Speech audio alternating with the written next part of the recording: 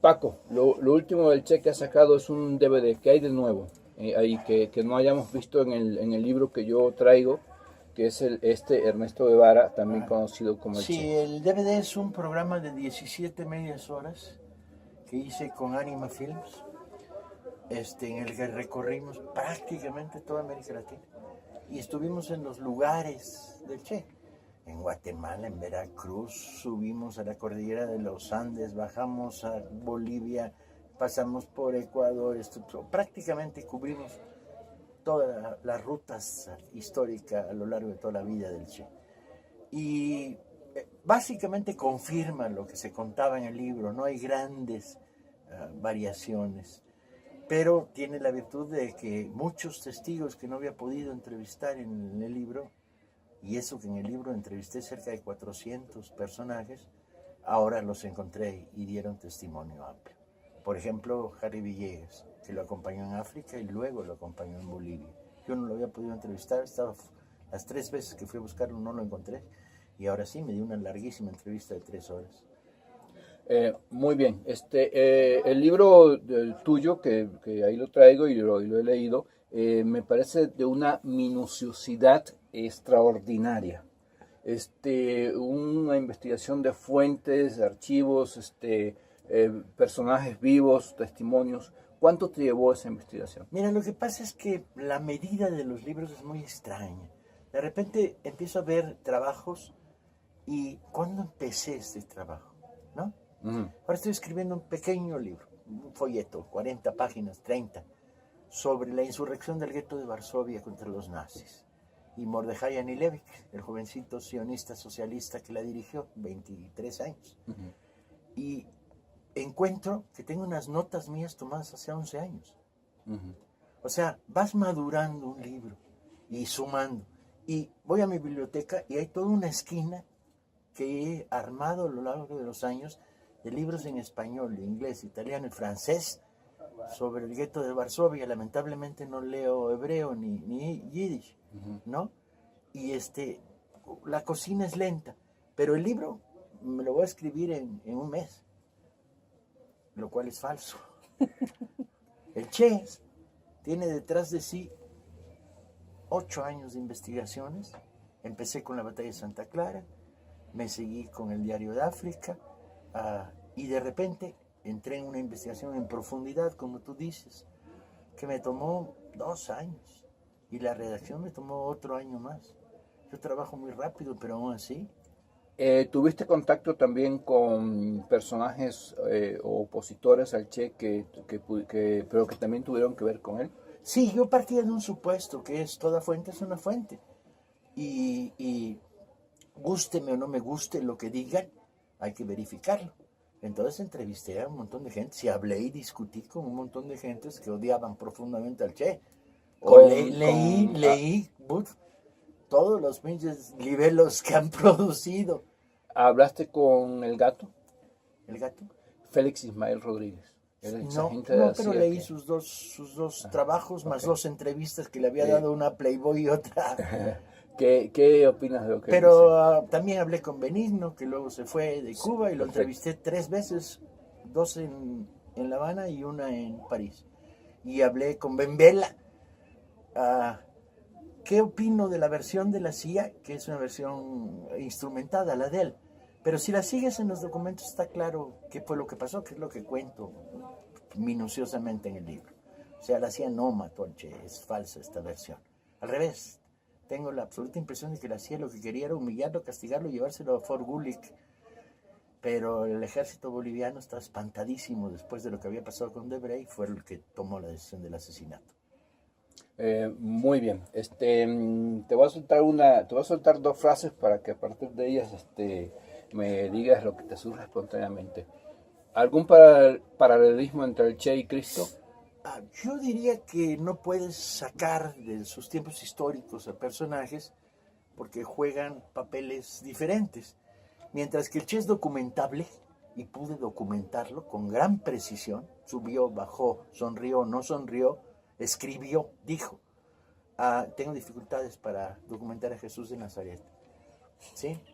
La Biblia es una novela entre aventuras, horrores y etcétera, poco confiable. Entonces estaba leyendo frecuentemente. Leí incluso las versiones no tradicionales, todos los evangelios gnósticos, etcétera. Leí los documentos de Juan Ram.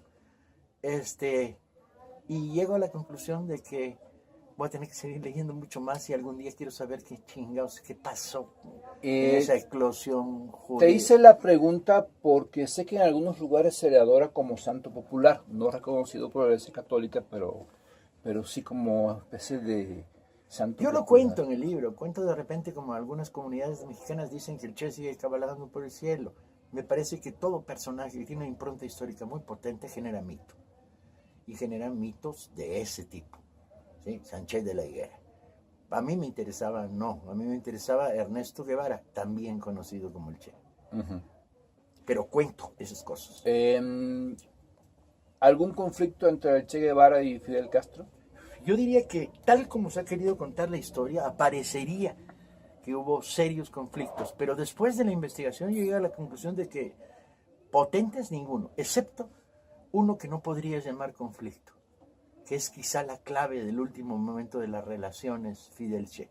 O sea, tuvieron choques, sí, varios. El Che estaba por una posición más radical en el momento de la crisis de los misiles. En la reunión en Argelia, el Che se fue más allá de la línea política diplomática que Fidel había trazado, lo cual creaba contradicciones a Fidel con los soviéticos.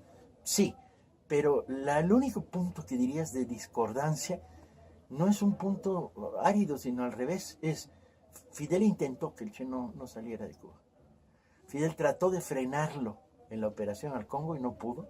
Y desde luego trató de frenarlo en la operación de Bolivia y no pudo. ¿Por qué?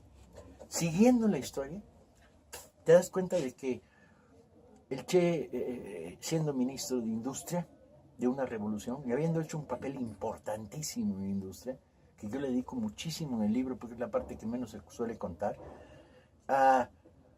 quería irse a seguir la revolución. Uh-huh. Y encontré muchos datos que lo demuestran, que es un año apenas después de haber estado en el Banco de Cuba, cuando entran al Ministerio de Industria, le dice a su secretario, y me lo contó con mucho detalle, Manresa, no te pongas muy cómodo porque vamos a estar aquí unos meses y nos vamos. Y estás hablando mucho antes de la salida del Che. Confirmé esta, ¿sí? En una conversación con un personaje que no me ha dejado decir que lo entrevisté. Entonces, bueno, todavía no puedo hacer público. Y le dije, ¿es esto? Y dímelo con precisión. Y me dijo, sí. Hablé con 3 o 4 de los que estuvieron en el Congo, muy cercanos a él. Uh-huh. Sobre todo el doctor, que era el único cuate que había vivido en casa del Che durante años, era como su hermano. Uh-huh. Tenía una relación, el Che tenía muy pocos amigos íntimos, muy pocos, los cuento con una mano. Y me decía, estaba claro. O sea, la tensión de salir a seguir la revolución estaba ahí. Luego chequé en entrenamientos que había tenido con grupos latinoamericanos, varios, preparando. Y luego entré en serio en la operación Macetti, que él hubiera ido si no lo asesinan a Macetti. Bueno, no lo asesinan a Macetti, se pierde en la selva y muere en la creación de un frente revolucionario en Argentina. Entonces, parece claro que el Che quería ir. Y que Fidel trató de frenarlo, pero ¿quién chingados frenaba al Che, hombre? Es como tonto pensar. Uh-huh. No, es que al Che le podía... No, hombre, no. El Che era el Che. ¿Por qué fracasa su guerrilla en Bolivia? Fracasa porque toda guerrilla tiene un % de posibilidades de éxito muy bajo. Y entonces, cuando el Che la planea, sabe que el % de posibilidades de morir en la operación es altísimo. Y porque la operación boliviana no estaba diseñada como Bolivia. Bolivia era un frente de organización, de concentración de revolucionarios para una operación múltiple en Argentina, Perú y Bolivia. Cuando se le desarma el proyecto y se ven obligados a salir de la zona inicial de entrenamiento, se encuentran que la zona escogida tenía la virtud del aislamiento, pero no tenía la virtud de poderte apoyar en movimientos campesinos o obreros en la propia Bolivia. Había zonas en Bolivia que hubieran acogido al Che como el héroe insurreccional, como las zonas mineras. y sin embargo nunca pudo llegar a ellas. Y un último factor, la disgregación de la guerrilla en dos grupos provoca una pérdida infinita de tiempo buscándose el uno al otro. Y esto permite al gobierno boliviano, con entrenamientos norteamericanos, poner los 2 batallones de Rangers en operaciones y cerrar el cerco en una zona que es muy poco favorable. Aún así, el papel del accidente en la historia es enorme. Si el Che hubiera logrado romper el cerco y estuvo a minutos de lograrlo, quién sabe qué hubiera pasado. Me llama la atención algo. Siendo argentino el Che, ¿por qué no inicia esa guerrilla sudamericana en Argentina? Por razones políticas, pero además si quería iniciarla en Argentina. La operación Macetti estaba organizada en Argentina, la operación Comandante Segundo, de la que el Che sería el comandante primero. Ya. 2 preguntas más, sé que tienes poco tiempo nada más. Muchos dicen que el Che era homofóbico y se le acusa, cosa que no sé porque no viví en esa época, se le acusa un poco de haber creado la SUMAP, de donde metían ahí a homosexuales y cosas así. ¿Qué tal hay de la homofobia del Che? ¿Es cierta? ¿Es mentira? Bien, tienes que ponerte en el principio de los 60s. De tal manera que los criterios actuales para detectar la homofobia pues no son los de los 60s. El respeto hacia la diversidad sexual es algo que se ha obtenido en luchas muy potentes durante muchos años y se ha generado en un debate social.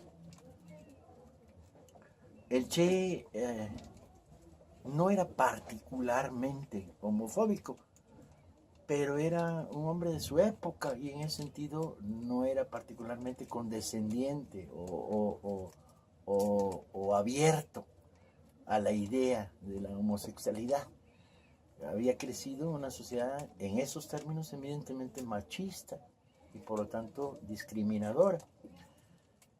No hay historias, ni una sola, que yo haya conocido de la discriminación de algún compañero por razones de su homosexualidad.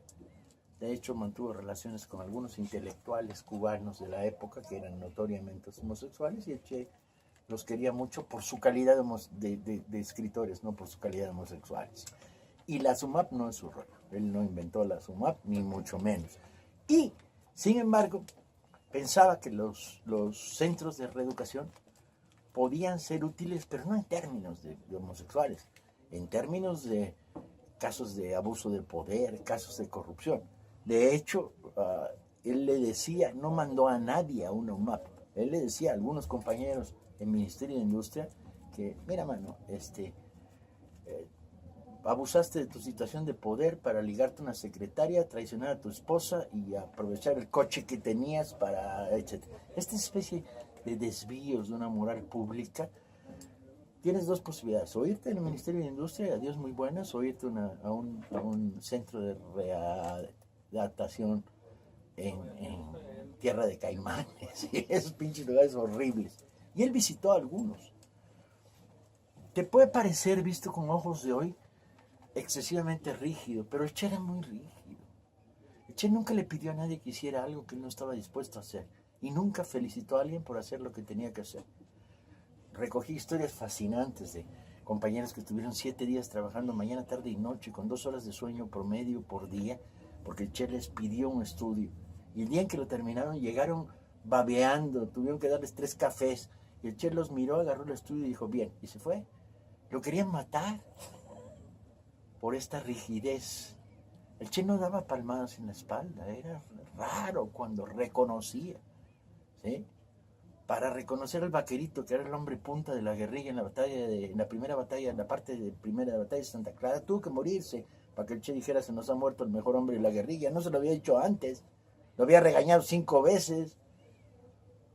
Era muy particular. Creaba esta especie de tremenda adoración con sus compañeros de combate por el ejemplo, ¿sí? Porque no tenía doblez, porque lo que decía es lo que hacía, lo que hacía es lo que decía. Porque cuando corría decía, corrí horrible, ¿no? Antes sus humores. Entonces creaba esta especie de adoración por un valor enloquecido, que era como siempre el Che se estuvo poniendo a prueba a sí mismo a partir de sus límites físicos, ¿no? Y por una especie de vocación de nada es imposible. La batalla de las Villas, cuando la escribí, yo decía, no me lo puedo creer. militarmente esto, la velocidad con la que libra 9 combates. Entonces, es un ejército de zarrapastrosos enfrentando a 3,000 soldados de la dictadura. Bueno, espero haber contestado. Va mi última pregunta. Va mi última pregunta y le voy a dar chance a ella, que espero esto también que te haga una o dos. Bien, desde mi punto de vista, vivimos un tiempo que yo podría llamar de la muerte de las ideologías. Por ejemplo, ves muchos partidos que se dicen de izquierda, luchadores, pero de pronto descubres que también robaron. Y los que se dicen de derecha, en realidad tampoco lo son mucho, también están interesados en ver que se roban. Y es curioso que, por ejemplo, en México, habiendo tantas tensiones sociales, no reviente con fuerza, no derriba, sino que lo que crece es el narco. O sea, y eso significa que yo ahora ya no estoy pensando en la colectividad, sino en mí mismo. Por otra parte, estamos en un periodo, de nuevo, muy álgido, en que yo diría que la hispanidad, que tanto defendió el Che, o lo latinoamericano, está en profunda confrontación con Estados Unidos. Dime tu opinión sobre esto que yo acabo de decir. Yo estoy de acuerdo. Bueno, abunda. No, chingada, hacer un análisis de geopolítica del día de hoy. Bueno, la presencia viva del Che es canija, está muy fuerte. Es una presencia básicamente moral. Hay ejemplos muy interesantes en la manera como concibe hacer un socialismo no burocrático y diferente. Su actitud ante la vida, etcétera, ahí están. Su latinoamericanismo, bueno, ha impregnado a mi generación, a muchos. Mi generación es la última generación de latinoamericanistas profundos. En mi casa dormían exilados chilenos. Yo soy compadre de bebés argentinos escapados de la dictadura, a los que registramos en México fraudulentamente para que pudieran quedarse en el país. Yo seguí de cerca la revolución nicaragüense. Somos la última generación de profundos latinoamericanistas. Bueno, al menos dime qué piensas de Trump. Trump es una especie de aborto del fenómeno norteamericano que llega a sus últimas consecuencias. El pensamiento brutal, reaccionario de los Estados Unidos, el nacionalismo apache y pendejo, el racismo, la homofobia, todos los pinches defectos de la sociedad norteamericana se encarnaron en este personaje y no sus virtudes. Perfecto. Katia, te toca. Es cierto que Che Guevara previó la caída de la Unión Soviética. Sí, lo que pasa es que es fácil prever algo. Eso va a caer, bueno, sí. Pero sí dijo las palabras claves. En los últimos trabajos y en las últimas intervenciones dijo, aquí hay un proceso de retorno al capitalismo. ¿El guevarismo es hoy tan fuerte como lo fue en los 70, 80? No, el guevarismo fue una ideología que motivó movimientos de vanguardia prácticamente en toda América Latina, África, Asia. Hoy no, hoy el guevarismo es uno más de los elementos que concurren en un pensamiento de izquierda. ¿Cuán útil nos puede ser el Che Guevara hoy? No lo sé, porque la palabra útil la saqué de mi diccionario hace años. Años. Yo ya no me muevo en términos de utilidades. Ejemplar. Tampoco, la palabra ejemplar tampoco la uso. Yo diría que es necesario. Ajá. Y yo diría mucho. Respondería mucho. O sea, a mí me cuido los sueños. Cada vez que estoy a borde de tirar la toalla, rendirme, no dedicar horas al fomento a la lectura y al regalar libros, aparece el Che en mis sueños y me dice, oye, mi cabrón, a trabajar, ¿qué estás haciendo y tirado?